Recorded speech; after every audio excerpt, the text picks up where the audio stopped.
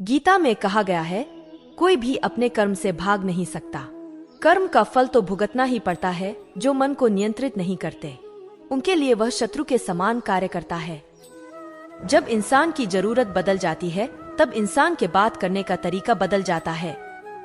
जब इंसान अपने काम में आनंद खोज लेते हैं, तब वे पूर्णता प्राप्त करते हैं।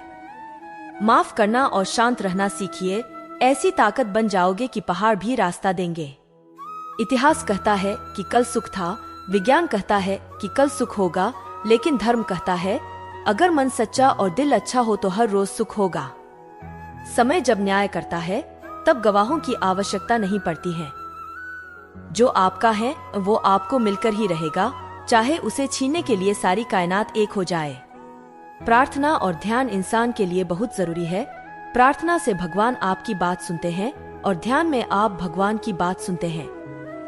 अहंकार मनुष्य से वह सब करवाता है जो अंत में उसी के विनाश का कारण बनता है। इसलिए जीवन में जितना जल्दी हो सके अपना अहंकार त्याग दें। समय कभी नहीं रुकता। आज यदि बुरा चल रहा है तो कल अवश्य अच्छा आएगा। आप केवल निस्वार्थ भाव से कर्म कीजिए और वही आपके हाथ में है। आत्मा पुराने शरीर को वैसे ही छोड़ देती है जैसे मनुष्य पुराने कपड़ों को उतार कर नए कपड़े धारण कर लेता है। जैसे जल में तैरती नाव को तूफान उसे अपने लक्ष्य से दूर ले जाता है, ठीक वैसे ही इंद्रिय सुख मनुष्य को गलत रास्ते की ओर ले जाता है। आपका विश्वास एक पर्वत को भी खिसका सकता है, लेकिन आपके मन का संदेह दूसरा पर्वत खड़ा कर सकता है। हमारा खुद पर विश्वास होना बहुत ही जरूरी है, क्योंकि हम अपने रास्ते पर खुद चलते हैं। खुद को कमजोर कभी नहीं समझना चाहिए। अगर आप गिरते हो तो उठने का प्रयास करो, लड़ो, पूरी निष्ठा से अपना कर्तव्य कर्म निभाओ, बाकी सब मुझ पर छोड़ दो। जिसने मन को जीत लिया है उसने पहले ही परमात्मा को प्राप्त कर लिया है, क्योंकि उसने शांति प्राप्त कर ली है।